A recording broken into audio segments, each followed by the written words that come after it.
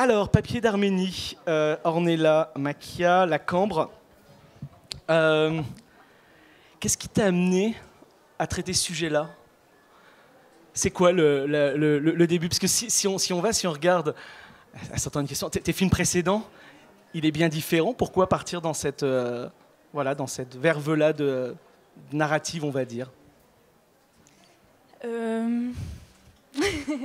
Non, je pense que... Donc en fait, avant, j'ai fait un DMA à l'ESAT de Roubaix. Et ensuite, je suis arrivée à La Cambre. Et j'avais envie aussi de... Enfin, c'était dans un autre style de film. Et je pense que j'ai été un peu influencée aussi par ce qui se faisait. Et j'avais envie d'essayer... Enfin, je faisais plus de l'expérimental avant.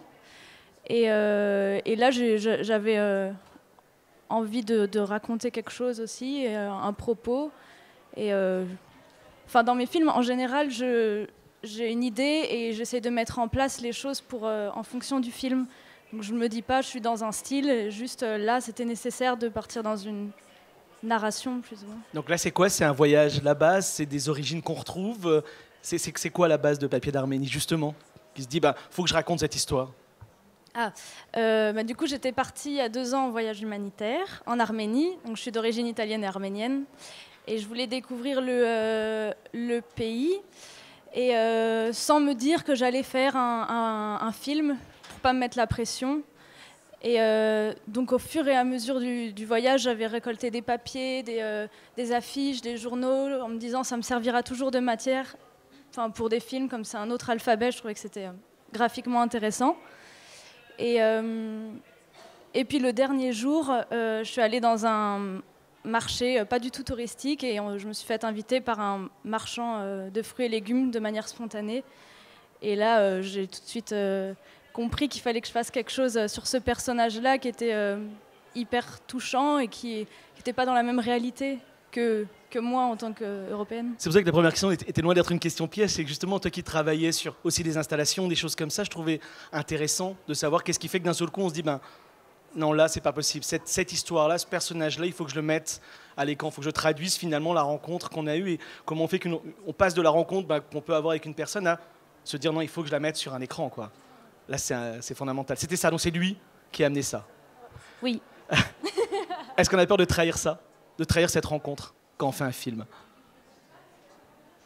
Oui et non, parce que forcément, j'ai transformé ce que j'ai vécu avec ce que j'avais à dire aussi.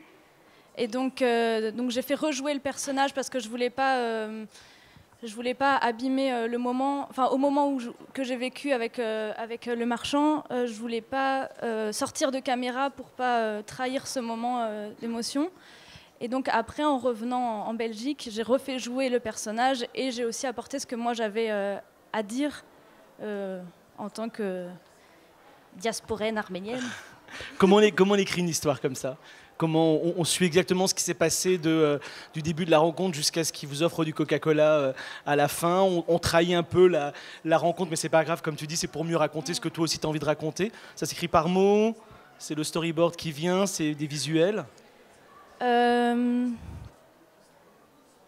Plusieurs storyboards, plusieurs animatiques. Au début, j'avais envie de tout raconter, comment ça s'est passé réellement. Et puis en fait, ça desservait le propos. Il fallait que j'arrive à m'éloigner aussi de l'émotion que j'avais eue, moi, au moment de la rencontre. Et non, mais de réécriture en réécriture, on arrive à élaguer et mettre ce qui est important aussi. Juste une question un peu facile, mais c'est vrai que ça m'intéresse toujours, cette idée de se dire, quand on est dans une école, on a envie de raconter quelque chose d'assez personnel. Comment se passe la relation avec les professeurs, avec les gens qui sont autour et qui d'un seul coup disent non, ça tu peux pas l'écrire comme ça ou ça, alors que c'est des choses très personnelles. Comment on les partage dans ce moment de création avec des professeurs, avec des intervenants? Avec les professeurs de la Cambre, on est totalement libre. Donc ils nous empêchent pas de dire ce qu'on a à dire. Donc là-dessus, non. C'était plus par rapport aux rencontres que j'avais avec les Arméniens au fur et à mesure, où chacun me disait mais non, c'est pas comme ça que ça se passe, parce que selon chaque expérience, chaque Arménien a une histoire différente. Donc c'était plus avec eux qu'il fallait négocier. C'est difficile, cette idée qu'on est là, un peu à un moment donné, durant un certain nombre de minutes, la porte-parole de quelque chose, et on sait que l'Arménie, c'est compliqué, en tout cas, même dans le regard occidental, enfin, etc. C'est un poids ou non? Tu as essayé de pas trop y penser, justement? Mais pour moi, faire ce film, c'était aussi rencontrer le milieu arménien. Et donc c'était hyper intéressant. Mais c'est justement l'avis des Arméniens sur ce film qui me fait le plus peur. Parce qu'ils ont leur regard. Et au final, j'ai l'impression qu'ils touchent peut-être plus les... Enfin, si, ils touchent les Arméniens, mais ils touchent plus les Européens que le milieu arménien, j'ai l'impression. Il fallait montrer la guerre. C'est quelque chose qui paraissait évidemment important, en tout cas, d'avoir ça. C'est vraiment ce que t'as dit le marchand. Enfin, là, le marchand t'a dit, bah, mes fils sont partis, et donc tu t'es dit c'était important de le montrer. Bah, c'est un sujet qui est super présent en Arménie, mais c'est plus une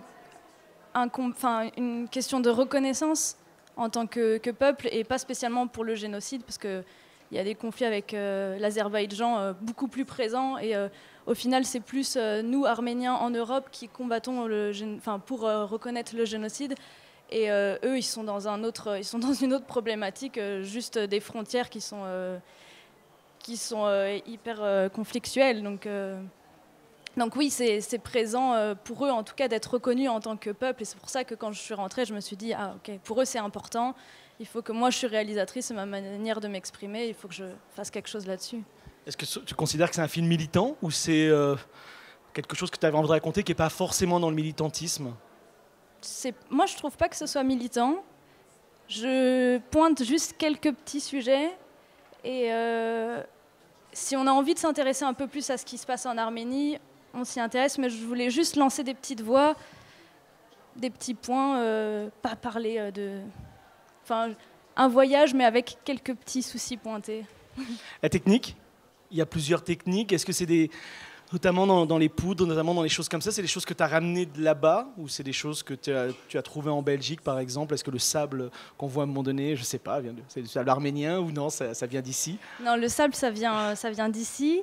Mais par contre, ça fait vraiment référence au café que moi j'ai ramené de là-bas. Donc, voilà, la poudre qui est présente. Il y a des morceaux de porcelaine que j'avais ramenés, des végétaux dans le décor. Donc, il y a comme j'ai dit, des morceaux d'affiches, un jazz V qui permet de faire le café, qui est la table des personnages. Enfin, voilà, c'est des petits éléments comme ça qu'on peut reconnaître. Moi qui connais pas bien l'Arménie, la seule chose qui m'a fait penser à un réalisateur, c'est évidemment la grenade.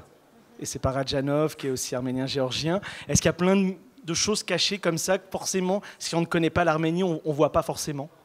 Alors voilà, il y a des symboles un peu cachés. Donc pour les Arméniens, ils vont le voir tout de suite. Comme donc la grenade, c'est un fruit symbole de l'Arménie avec l'abricot. Et là, le jeu entre la grenade qui s'ouvre, qui est symbole de guerre, et à l'intérieur un fruit comme un trésor, forcément aux Arméniens ça leur parle directement, comme le poisson qui est le symbole du chrétien pour les Arméniens, avec l'oiseau qui va chercher le poisson. Donc l'oiseau, c'est le messager qui emmène vers Dieu. Et bon, intuitivement, j'avais pas pensé à ces références-là. Quand j'ai fait le storyboard, j'ai juste, j'ai pensé à ce poisson hors de l'eau, et je voyais plus le fait de suffoquer comme ça. Et en fait, il se trouve que c'est aussi le chrétien qui se retrouve dans le sable. Donc voilà, ça va parler à ceux qui connaissent un peu cette culture. Et d'une autre manière, ça me paraît assez évident pour quelqu'un qui ne sait pas que le poisson, c'est le chrétien, que se retrouver hors de l'eau, c'est être... Forcément ne plus vivre, en tout cas, voilà. Est-ce qu'on peut dire que le film parle aussi de toi? C'est-à-dire, enfin, en tout cas, c'est une jeune femme qui se retrouve confrontée ou pas, mais en tout cas qui d'un seul coup retrouve une partie de ses origines, ou en tout cas de son histoire. Un petit peu, parce que c'est aussi ma culture. Donc forcément, quand on me dit t'es de quelle origine, je vais dire arménienne et italienne. Et si c'est des Arméniens, on va me dire ah, tu viens d'Arménie. Enfin, d'où d'Arménie? Donc il y a les Arméniens de Syrie, de Turquie, d'Irak, d'Iran, enfin voilà. Et donc selon, ou du Liban bien sûr. Et il y a toujours cette idée de culture morcelée, un peu. On n'est jamais totalement arménien, c'est arménien d'un tel endroit et tout. Et pour moi, c'est aussi ça. Je suis française, d'origine italienne, arménienne. un mélange. Tu peux nous parler un tout petit peu de la musique? Comment s'est passé l'écriture? Parce qu'il y en a peu en fait. Il y en a peu, elle vraiment vient surligner des petits moments, mais pas tant que ça. Donc il y a des musiques qui viennent du groupe Arax. Et donc ça, c'est vraiment un groupe que j'avais rencontré, où j'avais vraiment aimé leur musique, et je leur ai dit est-ce que je peux l'utiliser, et voilà, eux, ils ont dit bah oui, bien sûr. Enfin, et après, j'ai travaillé avec Benoît Charon, qui est le designer sonore, et qui a utilisé par moment cette musique, et qui a fait tout le design sonore de cette manière. Après, la Cambre, c'est quoi? C'est en 5 ans? Toi, tu as fait ces 5 ans. Tu es parti, là, ça y est, c'est fini. Qu'est-ce qu'on fait après la Cambre? Ça semble être une école très artistique, évidemment. C'est quoi? On va plutôt, justement, dans ce côté-là, plutôt vers les studios? Du coup, j'ai fini il y a 1 an. Et puis, on a monté avec des anciens étudiants de la Cambre. On est 5. Donc, il y a aussi Margot Remond qui est juste là. Donc, on est 5 anciens étudiants à avoir monté un collectif qui s'appelle Tabasco. Et donc voilà, la volonté de travailler 5 réalisateurs ensemble. On a tous des univers hyper différents, donc ce qui permet de faire aussi bien de la série, projet personnel, du clip, vraiment hyper différents. Et voilà. Non, continue.